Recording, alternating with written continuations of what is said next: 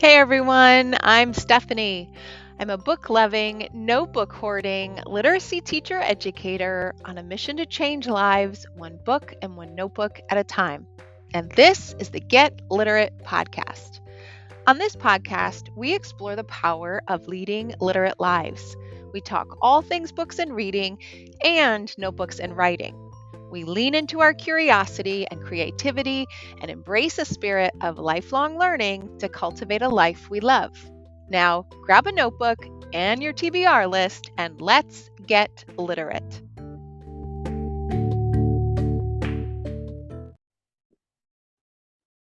Hey everyone, and welcome to another episode of the Get Literate podcast. No, you have not made a mistake. You are right. Today is Thursday. Now, I know I'm normally on your podcast platform every Tuesday morning, sharing 3 books you need to know about on a bookish theme, but I have more to say. There are more things about my reading life I want to share. There are new things about my writing life I want to share. And I've got lots of bonus episodes planned for you that will all happen on a Thursday. So today, I want to talk about something that I have done for many years now, but that I thought everybody did and didn't realize that some of you don't know about this amazing tool just in time for the upcoming holidays. Today, we are going to talk about my holiday notebook. Now, I just started my holiday notebook since Halloween just passed, and we are now going to barrel into Thanksgiving and Christmas. And when I mentioned it to a friend and I got my notebook out, she seemed very confused. She was asking me all sorts of questions. What is that? And why is it decorated like Christmas? And what do you put in it? And what are you doing overall? And I said, well, it's my holiday notebook, of course. And I was surprised to find out that she didn't have a holiday notebook too. Now, I am an obsessive notebooker. I have stacks of notebooks for all sorts of different purposes sitting right next to me here in my home office. But my holiday notebook is a special notebook. It's small, it's decorated to fit my holiday festive spirit. And it goes with me everywhere I go in the holiday season to help me plan for the holiday, to help me actually do the things I want to do in the holiday, and to reflect. So I started this practice when my kids were born because I needed a space to all of a sudden keep track of all of the things I now had to do around the holiday season. I needed a place to note what they were hoping to get for Christmas and a list to gather all of the gifts I've already purchased, the recipes I wanted to try, the play dates that were on the calendar, when I had to get teacher gifts and bring in the cupcakes, all of the things. I found for me, the easiest way to keep all of that holiday goodness together was in a separate notebook. Yes, I had a printed calendar. Yes, I had Google calendars. And yes, I had to-do lists all over the place. But I didn't want the holiday to-do lists to feel like a to-do list. I wanted to have a space where I could, yes, note the things I had to do and didn't want to forget, but that could be in a holiday spirit that could maybe even make all of those preparations and all of the planning and the organization a little bit more fun than it could be without it. And that's when my holiday notebook was born. It was born out of sheer necessity, but then continued because I just simply loved the practice. So, what exactly is a holiday notebook? It's exactly what it sounds like. It is a small notebook that is dedicated only to planning, organizing, enjoying, and then thinking back on the holiday season. That's it. It's a little notebook with a big, powerful punch. Now, why does it matter? Why do you need a separate holiday notebook? Well, I already gave you a little taste into the why behind this practice, but we all know that the holidays can be busy, and that means the holidays can be stressful.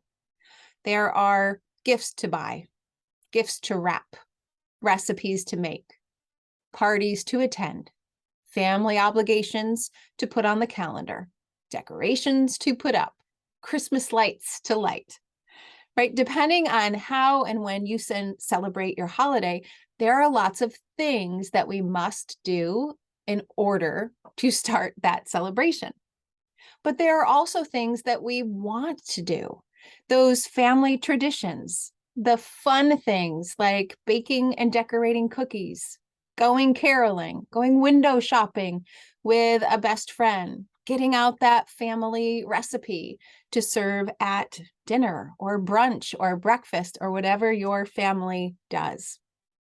I have found over the years that I get so wrapped up in the must-dos, the things I have to do to make the holiday function, that I often forget or let the things go to the wayside, all of those things that I wanted to do. The things that I browsed as I was swiping through Pinterest, the recipes I wanted to try, the new little traditions that I thought we could make. I promised I wouldn't get overstressed. I wouldn't get overscheduled. I wouldn't get too busy. And then every year, that's exactly what happened. So a notebook, a holiday notebook specifically, can help you plan and organize for the holiday. You can get it off of your mind and on to the paper. And when it's off of your mind and on the paper, you have a little bit more bandwidth to actually enjoy the season, because you know you're not going to drop any balls. You know you're not going to forget anything because it's in the notebook.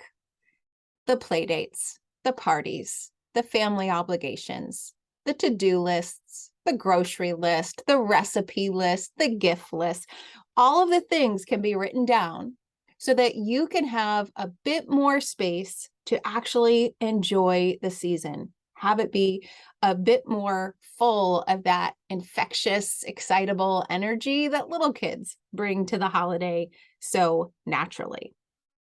And the best part is that it is so easy to do. There are no supplies required that are not at your local dollar store, Target store, Walmart, maybe even your grocery store. There are no special templates. There are no special materials, nothing to print, nothing to learn on a Zoom call. It's simple because all you need is yourself, you need a notebook, and you need some writing utensils. And if you want to get the most out of it, you do want a little bit of Christmas bling, right? So you want some holiday stickers, you want some colorful washi tape, and maybe some of those gel pens or felt tip Sharpies that will just set you into a better Christmas mood. So let's think about what you would need to get started if you wanted to create a holiday notebook too. I recommend that your notebook is small. And I want you to get a new notebook that is dedicated only to this holiday season of 2022. I like the really small craft paper covered notebooks. So it's got that like brown paper bag kind of cover. It is just about the size of the palm of my hand. And that means it's small enough to tuck into my purse or whatever bag I happen to have as I am shopping or I am out and about, and the ideas or the inspiration or the to-do lists strike. So a small notebook that isn't too big that can travel with you. You also want a notebook that you could bring a little festive bling to. So maybe you buy a notebook specifically with the holiday theme that you want. That is certainly one option. But personally, I love actually taking the time to decorate the cover myself. This might be with Christmas or holiday stickers. It might mean you sketching or drawing or watercoloring a design. For me this year, I have multiple rolls of washi tape, and I am just striping it up on the cover to make an interesting textured cover in all of my favorite holiday prints and covers. The choice is yours. Buy one already made in the theme that you'd like, or give yourself the bit of therapeutic arts and crafts self-care and decorate your cover instead. After that, all you need is a writing utensil that's going to stay close by the notebook so that when you have an idea or inspiration, you have the writing utensil you need to make sure it actually arrives in your notebook. That's it. If you want some extra stickers, if you want some little gem stickers to really bedazzle it, well, that's just frosting on the cake, and you can grab those and you can have those at home to really decorate the lists that you're making. So let's get to the heart of the notebook. I've got my mini notebook. I have it decorated in a way that brings me my own personal holiday spirit. And now it's time to fill the pages. So you might be thinking, what would I even put in a holiday notebook? Well, the very first thing, very absolutely first thing that you must put in your holiday notebook on the first page or two is a holiday table of contents. I learned this after many years of frustration of needing to fan through the pages of my notebook in order to find that recipe page or the elf on the shelf idea page. And I finally realized that by taking those first two pages of my notebook and turning it into a table of contents, I could find things more easily. So this is a table of contents that's going to grow as your notebook does. But you simply label those first two pages, holiday table of contents. And then every time you add something to your notebook, one of the lists that I'm going to share in a minute, you simply figure out what that page number is, add it to your table of contents, and then you can find it quickly at a glance. So what are some of the lists that you'd want to put in your notebook? What are some of the things that we're going to fill the pages with? Well, here is what is in my current holiday notebook in no particular order. You can fill this in a way that works for you. There's no right or wrong beginning, middle, and end. You just start filling this holiday notebook as holiday inspiration strikes. But here's what's in mine. I have a page or two that lists the things that my children and family members have been mentioning that they might want as holiday gifts. I also have a page for things that I see out in the stores that I think others might want for holiday gifts. And maybe I just want to wait until it goes on sale. So I've got a couple of pages for holiday wish lists. And then I have a couple of pages for the actual presents that I've purchased for others, my kids, my family, my friends, so that I didn't just put them away in the back of a closet and then forget I had them until it came time to wrap them, right? Which, yes, I have done a couple of times. So I've got my wish list for presents. I've got the bought list of presents. I also have a page of all of the different recipes that I wanted to try. Those are typically sweet desserts because that is my default mode. But things like a new sweet potato casserole recipe or a different stuffing recipe that's now gluten-free, since that's how I have to eat now. I have a food list, I have a baking list, I have a recipe list. And not only do I jot down what I wanted to remember to make, but I put down next to it where that recipe is. Was it the sweet potato casserole recipe I liked on Facebook? Was it the gluten-free stuffing mix that I got from someone's email list? I will jot down where it is and where it came from so that I can find it quickly. I also have a holiday grocery list. For me, that's essentially a baking list where I know I'm getting my extra sugar and flour and oats and butter and vanilla, all of the things to go into making the sweet treats that my family and I love. I have a list of dates and gatherings. So what are the Christmas parties? When are families getting together? I want to make sure that they're not just captured in my calendar, but they're in the notebook so I can see where and when they are and how I'm going to get to them all. I've got a page that I love that are reminders of the family traditions. I know it seems silly. You might need a page to remind you of those family traditions, but sometimes I do. And I also had a list of elf on the shelf ideas for when my kids were young, although in true disclosure fashion, we still do elf on the shelf, except we all take part in the fun. Of course, I have a page of holiday books that I want to read and which Lifetime and Hallmark movies that I want to watch. I've got a page where I have families and friends' names that I might want to send Christmas cards to, which admittedly I don't do very well. Instead, I'm much better at sending out quick texts or emails to check in, but basically a list of people that you want to connect with or you want to send some Christmas cheer. I have a list of holiday acts of kindness in my notebook, things I could do for family and friends and even random strangers, like buying coffee for the car behind me in line at Dunkin' Donuts. I've got another two lists actually, that isn't as fun, but they are needed. I've got the cleaning list, right, of the things that I've got to go deep in for cleaning for the holidays, and also the budgeting chart. How much have I spent? How much do I still have left to keep track of all of those necessary Christmas mathematical equations? I've got another list are just random holiday bucket list things to do. And I have a list of things for our family advent calendar. That is my pride and joy of the holidays. I have made a big giant advent calendar for my kids since they were little.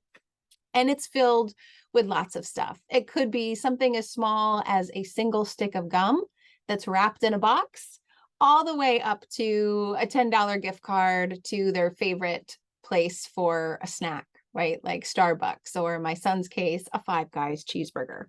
So I'll put those ideas there and then note when I bought them and when I've got to wrap them. So I think you're getting the theme here. You fill your holiday notebook with whatever you need to make your particular holiday season and the way you celebrate it come to life in an easier way, in a way that will get the stress off of your mind and onto the paper so that you can better keep track of things, you can better organize, you can better plan so that you can ultimately enjoy it. Now, I did mention that I like to decorate the cover myself, and I do put pops of decoration throughout the notebook too. So the pen I have close by in my purse in my notebook is always a red or green gel pen so that I can keep those festive holiday covers. And I do have some stickers that I strategically place throughout as I'm titling my lists so that when I'm in the moment of frantically trying to organize things, those colors, those stickers, they remind me to just pause and just breathe and try to enjoy the holiday season as it is here, which is something that I always have to remind myself to do. But with just one notebook, a pencil, and a couple of lists, I feel like I'm tackling the holiday with a bit more holiday cheer. And it just makes me feel really good knowing that I'm not going to forget the things that I want to do, the people I want to connect with, and the kinds of feelings that I want to have around the holiday. So I'm hoping that this inspires you to consider grabbing your own holiday notebook. And if you're up for it, inside my Patreon community for the Get Literate podcast, we are meeting this Sunday, November 6th at 7 p.m. Eastern Time. We are meeting live on a Zoom call to actually create our holiday notebooks. So we're going to gather our notebooks and our supplies, and we're going to cheer each other on as we decorate the covers and create our table of contents and brainstorm lists that we might want to include to make our holiday better.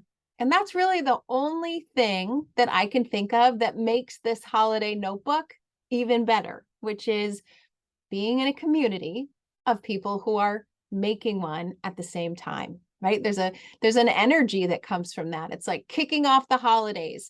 There will be Christmas and holiday music in the background. We will be hopefully dressing up a bit in the holiday spirit, whether that's a Santa hat or a candy cane sweater or whatever works for you and your holiday. We're going to have a little bit of fun on Sunday night and likely have a giveaway or two as well to kick off our holiday season.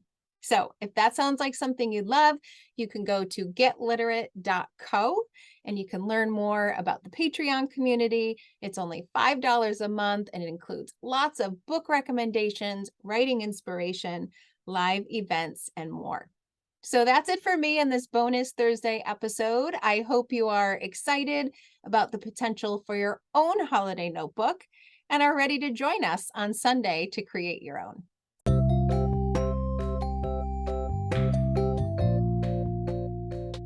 Thanks for listening to today's episode of the Get Literate podcast.